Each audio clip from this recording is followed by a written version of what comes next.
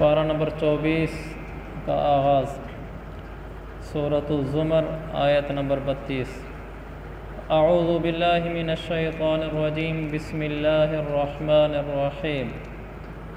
فمن اظلم ممن کذب علی اللہ وکذب بالصدق اذ جاءہ الیس فی جہنم مثوی للکافرین والذی جاء بالصدق وصدق به اولئک هم المتقون لهم ما يشاءون عند ربهم ذلك جزاء المحسنين ليكفر الله عنهم أسوأ الذي عملوا ويجزيهم أجرهم بأحسن الذي كانوا يعملون أليس الله بكاف عبده ويخوفونك بالذين من دونه ومن يضلل الله فما له من هاد۔ اللہ تعالیٰ فرماتا ہے اس سے بڑا ظالم بتاؤ کون ہو سکتا ہے جو اللہ پر بھی جھوٹ باندھے اور جب سچی بات اس کے پاس آئے تو وہ اس کو بھی جھٹلا دے۔ کیا جہنم میں ایسے کافروں کا ٹھکانہ نہیں ہوگا؟ اللہ پر جھوٹ باندھنا، سچی باتوں کو جھٹلانا، اس کا انجام جہنم ہے۔ اللہ پر جھوٹ باندھنا کیا ہے؟ جیسے کفار کہتے تھے کہ اللہ تبارک و تعالیٰ کی بیٹیاں ہیں، یہ جھوٹ باندھا ہے انہوں نے۔ وہ کہتے تھے کہ اللہ کے شریک ہیں، انہوں نے اللہ پر جھوٹ باندھا ہے، ایسی بات تو نہیں ہے، غلط کہا ہے انہوں نے۔ اور جب سچی بات ان کے پاس آئے تو جھٹلا دے۔ جب حضور صلی اللہ علیہ وسلم ان کے پاس دعوت حق لے کر آئے تو ان کفار مکہ نے، مشرکین مکہ نے، قریش مکہ نے اس کو جھٹلا دیا، انکار کر دیا، کہنے لگے یہ غلط ہے۔ تو اللہ نے فرمایا اس سے بڑا ظالم کون ہوگا؟ پھر آگے فرمایا جہنم میں ایسے کافروں کا ٹھکانہ ہوگا۔ یہاں اللہ نے فرمایا جہنم میں ایسے کافروں کا ٹھکانہ ہوگا۔ پیچھے کہا کہ جو اللہ پر جھوٹ باندھے اور اللہ کے نبی جو سچا دین لے کر آئے اس کا انکار کرے۔ تو ان دو لفظوں میں اللہ نے کفر کی بنیاد بتا دی کہ آدمی کافر کیسے ہوتا ہے۔ جو اللہ پر جھوٹ باندھے یہ کافر، یہ تو عام باتیں سمجھ آ جاتی ہے کہ کوئی یوں کہے کہ اللہ کی اولاد ہے اور اللہ جھوٹا ہے وغیرہ۔ دوسری بات اہم ہے، کذب بالصدق اذ جاءہ، جب حضور صلی اللہ علیہ وسلم کی سچی تعلیمات اس کے پاس آئیں تو اس نے ان کا انکار کر دیا، مانا ہی نہیں۔ اللہ نے فرمایا یہ کافر ہے، جہنم میں جائے گا۔ تو یہ نقطہ اچھی طرح واضح رہنا چاہیے، حضور صلی اللہ علیہ وسلم کے لائے ہوئے دین پر عمل نہ کرنا، کلمہ پڑھنے کے بعد عمل نہ کرنا، اس سے انسان کافر نہیں ہوتا، اس سے انسان فاسق ہوتا ہے۔ جہنم میں جا بھی سکتا ہے، بخشا بھی جا سکتا ہے۔ اللہ کی رحمت جوش پر آئے تو بڑے بڑے بخشے جائیں گے، لیکن حضور صلی اللہ علیہ وسلم کے لائے ہوئے دین کو جھٹلا دینا، انکار کر دینا، اس کی تضحیق کرنا، اس کی تکذیب کرنا، اس کا مذاق اڑانا، اس کو غلط قرار دینا، اس کا انکار کرنا، یہ کفر ہے۔ اس سے ساری زندگی کا عبادت گزار بھی منٹ میں کافر ہو جاتا ہے۔ اس کی سادی سی مثال، حضور صلی اللہ علیہ وسلم نماز لے کر آئے، آپ نے فرمایا نماز پڑھو، آپ نے فرمایا روزے رکھو، ایسے بیسیوں کام، آپ نے فرمایا شراب نہ پیو، یہ سارے احکام ہیں۔ آپ نے فرمایا زکوٰۃ دو، حج کرو۔ ایک آدمی کلمہ پڑھ لینے کے بعد ان باتوں پر عمل نہیں کرتا، مسجد کے قریب نہیں جاتا، زکوٰۃ میں 1 روپیہ نہیں دیتا، روزہ کبھی اس نے رکھا نہیں، حج کا تو اس نے سوچا ہی نہیں، شراب روزانہ پیتا ہے، یہ آدمی کافر نہیں ہے۔ یہ سب کچھ کر کے بھی کافر نہیں ہے، اور یہ آدمی پکا جہنمی نہیں ہے۔ اس لیے کہ کیا پتہ اللہ کی رحمت جوش میں آئے، بڑے بڑے رنگے جاتے ہیں جب اس کی رحمت جوش میں آتی ہے۔ قیامت والے دن ابھی حساب کتاب شروع نہیں ہوا ہوگا، اللہ کی رحمت جوش میں آئے گی، اللہ 70,000 لوگوں کو ایسے ہی اٹھا کر جنت میں بھیج دے گا، کوئی حساب نہیں کہ یہ جنتی ہیں جہنمی ہیں، بس اس کی رحمت جیسے سخی سخاوت کے جوش میں آئے تو وہ بن سبب کے ہی دے دیتا ہے، اگلا مستحق نہ ہو پھر بھی دے دیتا ہے. کہتے نہیں آج تو بڑا موڈ میں تھا، آج تو بڑی سخاوت چلا رہا تھا. اللہ تعالیٰ جب اپنی سخاوت پر آئے گا تو اللہ 70,000 کا مطلب 70,000 نہیں ہے، یہ ایسے ہے عربی میں، پہلے بھی آپ کے علم میں ہوگا، 70 کا ہندسہ عربی میں ایسے ہے جیسے ہمارے ہاں اردو میں 20 کا ہندسہ. ہم کہتے ہیں یار اس کو 20 دفعہ سمجھایا ہے، تو اس کا مطلب 20 نہیں ہوتا. ہم کہتے 100 دفعہ تجھے سمجھایا ہے، اس کا مطلب 100 دفعہ نہیں ہوتا. یار تو 100 دفعہ مجھ سے مانگ چکا ہے، 100 نہیں ہوتا. کیا مطلب؟ بہت زیادہ. عربی میں جب بہت زیادہ کہنا ہو تو 70 کا عدد استعمال ہوتا ہے. تو اللہ تعالیٰ 70 آدمی اٹھا کر جنت میں بھیج دے گا. اس کا مطلب یہی تھا کہ بے شمار، لیکن 70 نہیں کہا، 70,000 کہا. اس سے یہ پتہ چلا کہ وہ بے شمار بھی بے شمار ہی ہوگا. اللہ اپنی رحمت سے ان کو ایسے ہی پتہ کتنا بڑا مجمع ہوگا ایسے ہی جنت میں بھیجے گا. اس میں ایسے بھی آ جائیں گے ہم جیسے، تو کام نکل جائے گا، بن جائے گا. تو اس میں گناہگار بھی آئیں گے، پار ہو جائیں گے.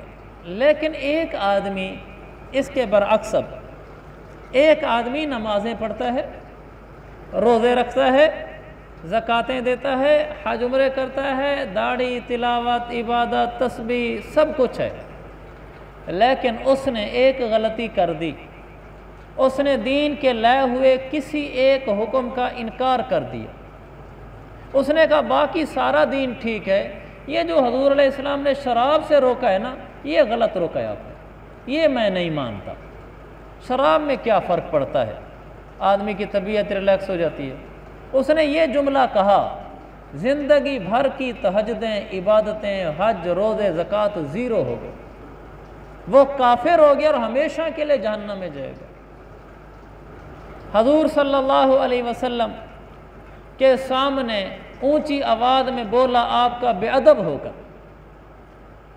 آپ کا حکم ہے کہ میری تعظیم کرو، نبی کی تعظیم کرو، شریعت ہے مطلب نبی کی تعظیم کرو. ایک آدمی نے نبی کی تعظیم نہیں کی، بے ادب ہو کر، بے ادبی کی وجہ سے آپ کے سامنے اونچا اونچا بولا کہ آپ کون ہوتے ہیں.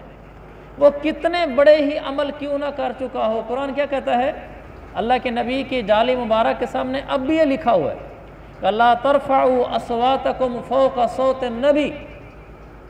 اللہ کے نبی کے آواز کے آگے آوازیں اونچی نہ کرنا. ان تحبط اعمالکم وانتم لا تشعرون. اللہ زندگی بھر کے اعمال اڑا دے گا اور تمہیں پتہ بھی نہیں چلے گا. حالانکہ نبی کے سامنے اونچا ہی بولا ہے، بظاہر اور کوئی ایسا گناہ تو نہیں کیا، دیکھنے میں اس نے بڑا گناہ نہیں کیا کہ آپ کہتے ہیں اونچا بولا ہے.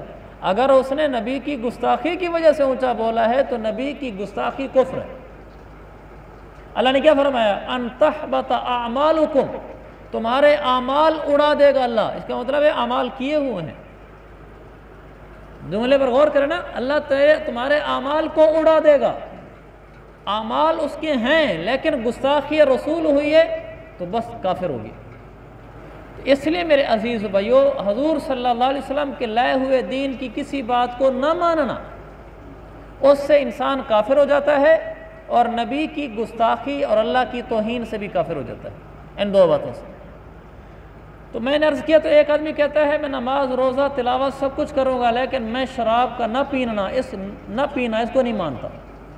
کسی اور حکم کو کہتا ہے، کہتے ہیں نماز، ایک ہے نماز نہیں پڑھتا میں، اس میں کوئی عرض نہیں. ایک آدمی کہتا ہے میں نماز مانتا ہی نہیں. ان میں بڑا فرق ہے. نہ ماننے والا کافر ہے، نہ پڑھنے والا فاسق ہے. فاسق تو جنت میں جا سکتا ہے اور جائیں گے، کافر کی بخشش نہیں ہے. تو اس لیے بہت احتیاط کی ضرورت ہے. اگر شریعت کا کوئی حکم ہماری اس ناقص عقل میں نہ آئے، شریعت پر اعتراض نہ کرنا. شریعت پر اعتراض اللہ رسول پر اعتراض ہے، دین پر اعتراض ہے. دین پر اعتراض، وہ دین جس کے احکام ثابت ہو چکے ہیں، اس پر اعتراض سے آدمی کافر ہو جاتا ہے. اس لیے علماء نے لکھا ہے کہ اگر کسی آدمی کے سامنے کسی نے کہا کہ حضور صلی اللہ علیہ وسلم آخری نبی نہیں ہے، اور اس آگے سے اس مسلمان نے کہا اچھا پھر مجھے کوئی دلیل دکھلاؤ، اور اس نے یہ دلیل اس لیے مانگی کہ اگر اس کی دلیل وزنی ہوئی تو میں مان لوں گا کہ واقعی اللہ کے نبی آخری نبی نہیں ہے، اور پرلے آدمی نے ابھی تک دلیل اس کو دی ہی نہیں ہے، لیکن اس نے مانگ لی دلیل کہ دلیل دکھلاؤ، اگر دلیل سے سمجھ میں آ گیا حضور آخری نبی نہیں ہے تو میں مان لوں گا، تو یہ کافر ہو گیا۔ اس کا پتہ چلا کہ ابھی کہانی اندر پکی نہیں ہے، ابھی یہ لچک رکھتا ہے کہ اگر میرا دل مان گیا حضور کا نہ ہونا آخری نبی تو میں مان لوں گا۔ یہ تو عقیدہ کس کو کہتے ہیں؟ عقیدہ کہتے ہیں عربی میں، عقیدہ ہے عقدہ سے، عقدہ کہتے ہیں عربی میں گرہ لگی ہوئی چیز، دھاگے کو گرہ لگی ہوئی۔ دیکھیں نا کوئی پتلا سا دھاگا لیں، باریک سا دھاگا، گوٹے والا دھاگا جس سے کپڑے کی سلائی کرتے ہیں، اس کو پکڑ کے یوں گانٹھ دے دیں، اس گانٹھ کو کوئی کھول سکتا ہے؟ اب وہ دھاگا ٹوٹ تو سکتا ہے لیکن وہ جو پتلا سا دھاگا کھینچ کے گانٹھ ماری ہے وہ گانٹھ نہیں کھول سکتی۔ اب یہ جو گانٹھ نہیں کھل سکتی، دھاگا ٹوٹ سکتا ہے، گانٹھ نہیں کھل سکتی، اس کو عربی میں عقیدہ کہتے ہیں۔ اصل عربی میں اس کو کہتے ہیں یہ دھاگا عقیدے والا ہے۔ تو مسلمان کا عقیدہ یہ ہے کہ وہ مسلمان ٹوٹ سکتا ہے، کٹ سکتا ہے، لیکن جیسے دھاگے کی گرہ کھول کے الگ نہیں کی جا سکتی، مسلمان کا عقیدہ کھول کر اس کو عقیدے سے الگ کر دو، اس کو ایک طرف عقیدہ ایک طرف، یہ عقیدے سے باہر نکل ہے، یہ نہیں ہو سکتا۔ عقیدہ کہتے ہی اس کو ہیں کہ یہ کٹ تو جائے گا مگر عقیدے سے نکل کر باہر نہیں آئے گا۔ تو جس نے کہا کہ میں سوچوں گا اللہ کے نبی آخری نبی ہیں یا نہیں ہیں، لگتا ہے کہ ابھی لچک ہے، یہ لچک بھی قبول نہیں ہے۔ ایمان ڈنکے کی چوٹ پہ ہے کہ اللہ کے نبی آخری نبی ہیں، دلیل کا مجھے نہیں پتہ، جا عالموں سے پوچھ، اس کو عقیدہ کہتے ہیں۔ اللہ ایک ہے، دلیل کا میرے پاس کوئی دلیل نہیں ہے، کہ پھر کا بغیر دلیل کے ایمان لایا ہوں، کہ پھر کون دے گا دلیل، کہ جا عالموں سے پوچھ۔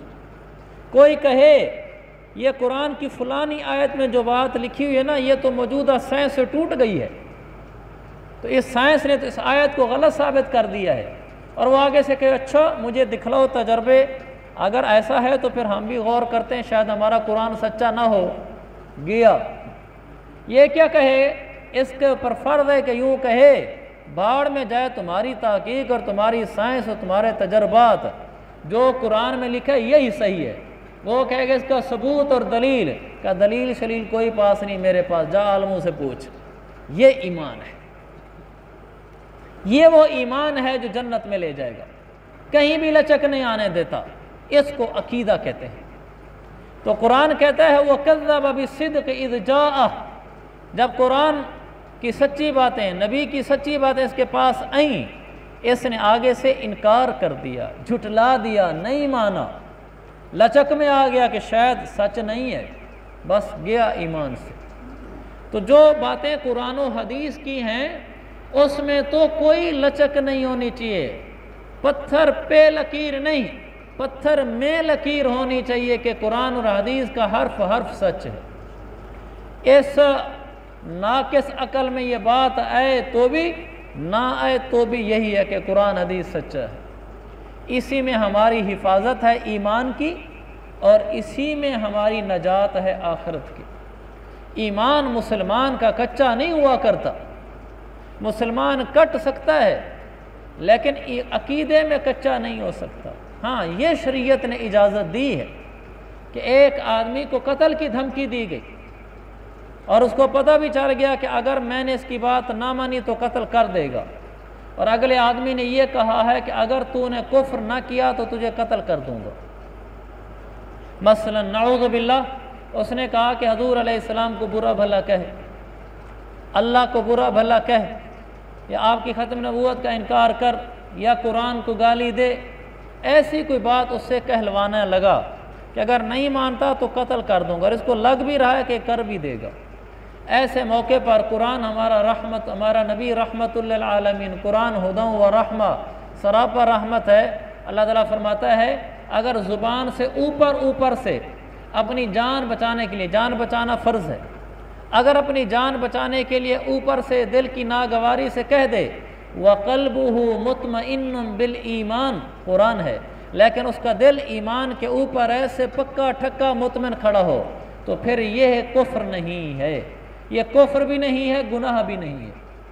شریعت اس کی اجازت دیتی ہے، لیکن یہ زیادہ پسندیدہ بھی نہیں ہے یہ صرف کمزور ایمان والوں کے لیے گنجائش ہے، ورنہ حضور نے کیا فرمایا؟ آپ نے فرمایا اللہ کے ساتھ شرک نہ کرنا، وَإِن قُطِعْتَ، اگرچہ تیرے ٹکڑے ٹکڑے کر دیے جائیں، شرک نہ کرنا، یعنی اوپر سے بھی شرک کروائیں تو نہ کرنا، چاہے تیرے ٹکڑے کر دیں۔ اور ایسے کئی واقعات ہیں کہ مسلمان ٹکڑے ہو گئے، لیکن اتنا بھی نہیں کہا۔ تھرپارکر کے علاقے میں تھا ایک کسائی،